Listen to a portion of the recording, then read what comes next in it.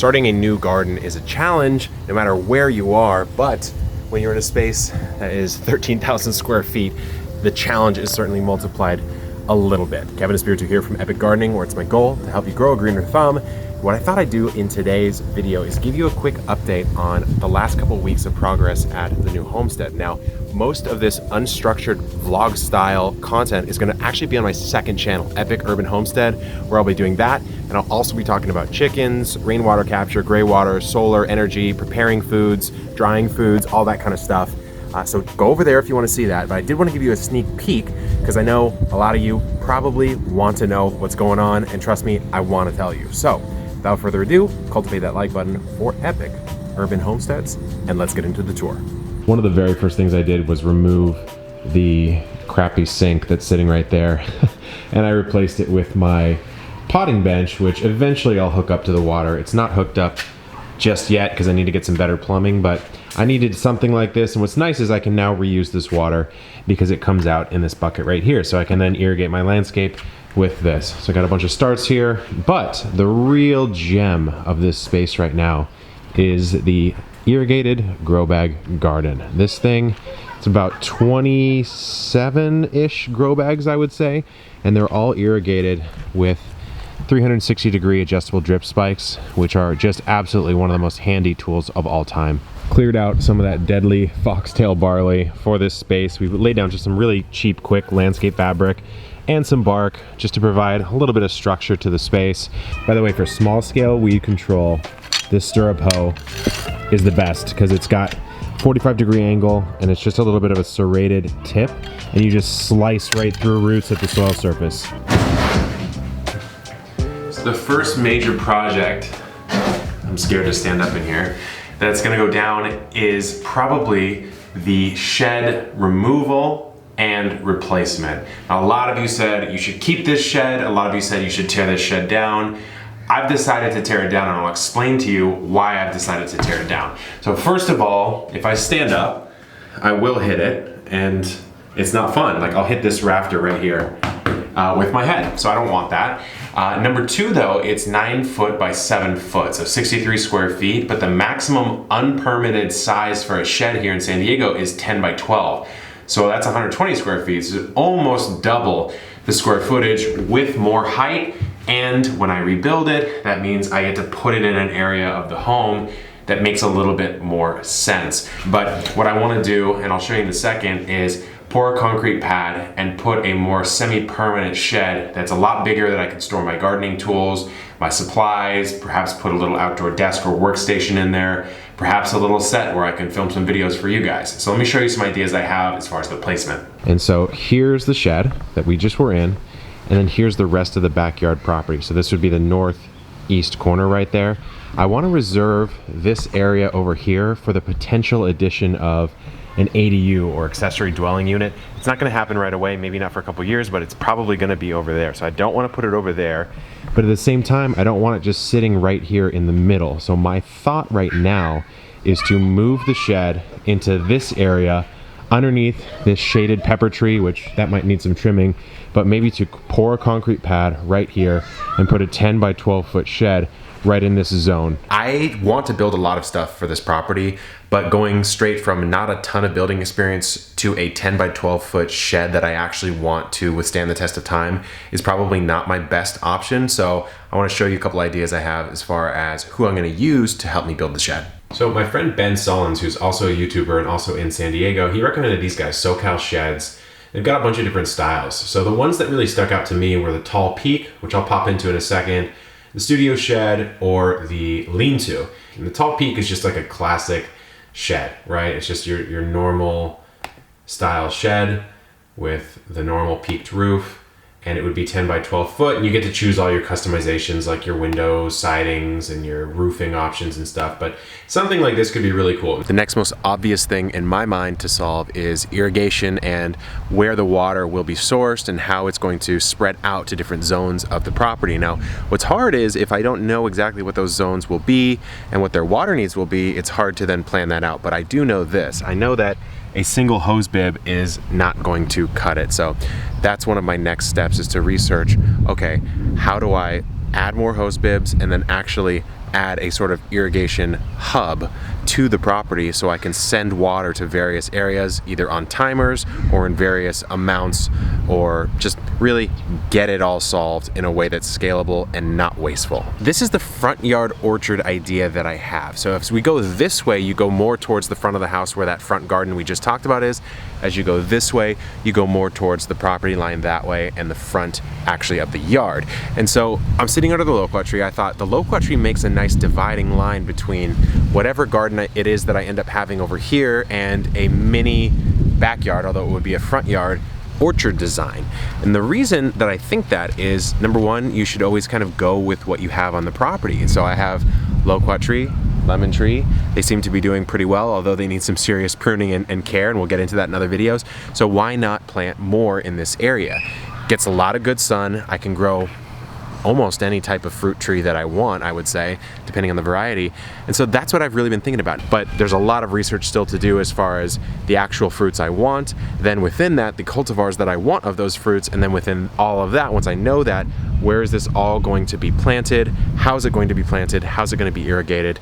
And all of those things. But needless to say, this is, I think, the area that I want to do that in, because it provides some privacy while I don't have any fencing going. You can look straight into the back of my yard right now.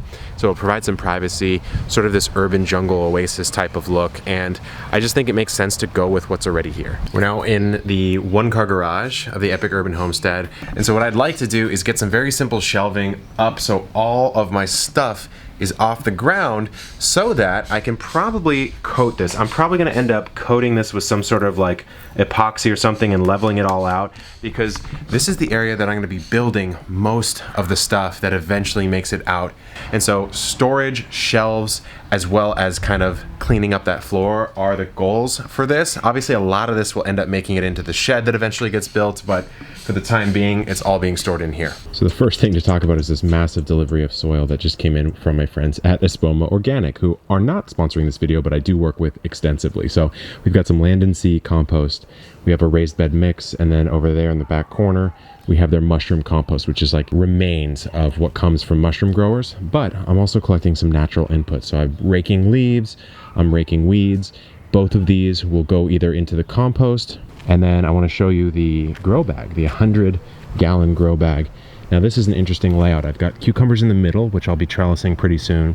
Some more of these Thai giant hots surrounding, and then I have flowers surrounding all of these. So we have some cosmos here. We have a bachelor button. I believe there's some zinnia in this mix as well. And I also brought down the lemon. So the Meyer lemon is down. This eventually will go into the ground. But then another exciting development is this loofah. So it's got a little bit of leaf miner damage, which is kind of annoying because I seem to always struggle with loofah, but it's in this sub-irrigated planter here. And what's really nice is there's like 4 or 5 different trellis tiers. But on top of that, what I'm doing is a pro tip. Instead of letting your loofah just climb up like this, that's wasting a lot. What you should do is you should force it to spiral around each of these and go all the way up that way. We'll fill it in. You can rotate it every so often to get max sun exposure, but I'm very excited about this loofah. The next thing coming up is starting to increase my pollinator approach. So I have a desert rose yarrow here, which is quite beautiful. Here's a lantana that's struggling just a little bit, much more so than when I bought it, honestly. It's only been a day, so something happened here, but it's a variegated one with some yellow flower heads, very beautiful. This one right here is a plumbago, which kind of sounds like some sort of hybrid plum fruit, but clearly it is not. There's a salvia there. If you're in Southern California, salvia must be on your list, some kind of salvia. And then we also have a lion's tail, very beautiful, probably a fantastic one for hummingbirds. We cleared it out of here to put in this beautiful little guy. So this is actually a pallet that I took a circular saw and just cleaved right in half. So you have the middle piece of the pallet right here, and then here's the other edge. And then I was supposed to get more of a fabric style landscape fabric, but this one works okay. It's just a little bit flimsy, but what you do is you sandwich. So you staple it in on the front side, and then you also staple in the back side right here. So take a look at the back there. It's all contained, and then you fill the top with soil. So the soil is actually sitting in a landscape fabric sleeve, if you will. Then what you do is you have just cut a little X in, stuff in some herbs, and then water in the top. And so you have this very efficient, very slim and trim herb style planter, which is going to fill in and grow quite nicely once these guys get over their transplant shock. This is probably the most substantial update as we sit here in the front yard in an actual raised bed, or on an actual raised bed. This is a 4 foot by 8 foot by 12 inch tall red cedar raised bed made out of single pieces. So the lumber is pretty pricey, but red cedar is probably just one step below redwood as far as its longevity for raised bed material. So very pleased with this, and let me just show you kind of what we got growing on, as well as the interesting mulch that I decided to use. So this time around, I've actually given myself a little bit of room so I can actually walk around here and deal with the bed, which is very handy. But as you can see, the design is quite simple. It's just individual pieces of lumber with one little 4x4 corner to help snug them up, but that's really all there is to it, and very simple construction. So take a look at this mulch. It's actually a shredded redwood bark, and it has almost a fuzziness to it. I believe there's an unofficial term for this called gorilla hair, but it's a very interesting, and it's quite flammable. So you don't want to do this if you live in like a super hot area that could catch a spark, because I mean, this, just look at the quality of it. That could light up like crazy, but it keeps the soil dry, or wet, excuse me, like I've never seen before. I mean, I haven't watered this in a few days, and you can see that the soil here, very, very moist. And so I'm pretty pleased with it. Great insulator. We've got some tomatoes. We have a line of zinnias here. Some of these cucumbers, again, have been hit with the leaf miners, which I'm not happy about, but it is what it is. But the most interesting thing is right here. So, the in-ground bed. I haven't had an in-ground bed since I grew potatoes in early 2019 for the Apocalypse Grow Challenge, my survival challenge. So this is the first in-ground bed where I'm not growing potatoes in my gardening career. And why? First of all, why would I do it? Well, I have so much land that it makes a lot of sense to grow in-ground for a segment of my crops. Now, that's probably going to be production crops, like if I want to do production potatoes or pumpkins or cut flowers or, you know, corn or grains, things like that. In-ground makes a lot more sense because I don't need to build structure around it. But number two, it's just fun to experiment, and I want to show you guys as many different methods of growing as I can.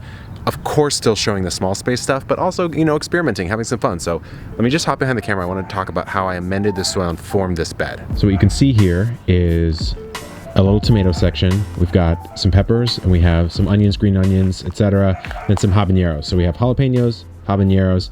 I've got a little lashed up bamboo system here that's got just going straight down. And the only reason for this is these peppers don't need a ton of support, but they might need just like one tie, because there's actually quite a strong coastal breeze that comes through this way. And I think it might be smart to have one little tie here, especially if I were to decide to perhaps overwinter these. Eventually they get pretty big and perhaps it might need it. Let's take a look at this soil. See how hard this soil is? They just scraped off the sod. And I mean, this is like exceptionally hard clay, very compact. And so I actually took a tiller, rototiller, and tilled up maybe 4 or 5 inches or so here.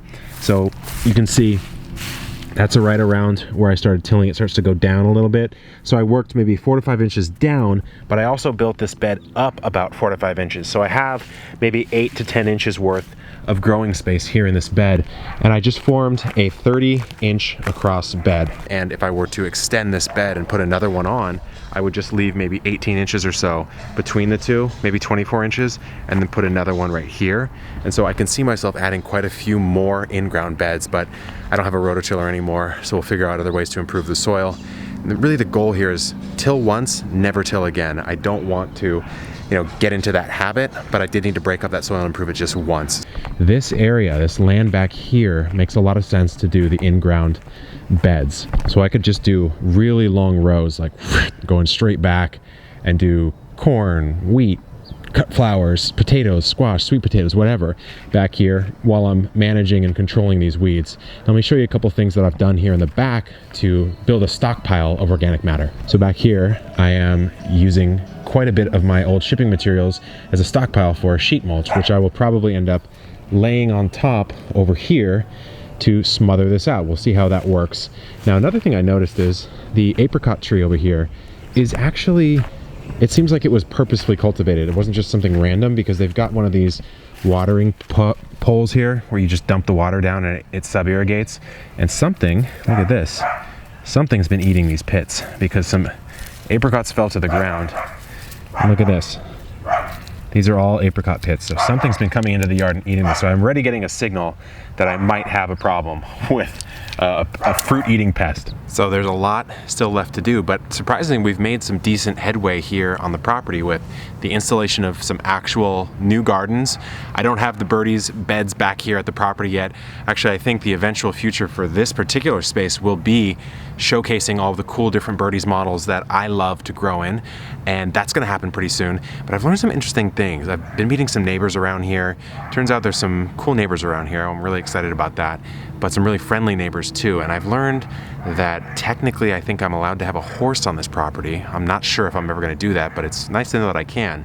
I also think there's a chance that I may be able to drill a well on this property. And if I could drill a well, I believe the rule is that if I drill the well, I cannot use that water for drinking, but I can use it for irrigation. That's fine with me. I mean, the orchard, the in-ground rows, if I could do well water, that would be absolutely magical. That would save eventually tons and tons and tons of money and be a very smart way to irrigate. As you can see, a lot of progress, actually more progress that I haven't even filmed for you all yet. So if you have suggestions, I would love to know. If you have an expertise in construction, solar, gray water systems, rainwater capture, any of this type of stuff, I would love to know in the comments. So drop one of those for me. And also, if you like more of that style of content, then head on over to Epic Urban Homestead and shoot me a subscription over there, because over there, I'm really more exploring the integration of gardening into the wider picture of living a modern, sustainable, and wholesome, healthy, happy life. So the blending of modern and ancient life, you know, producing food, connecting with nature, these things that have sustained us human beings for so long, as well as the benefits of modern society and technology. So blending both of those together, that's gonna be over there. Chickens, water, all that sort of stuff.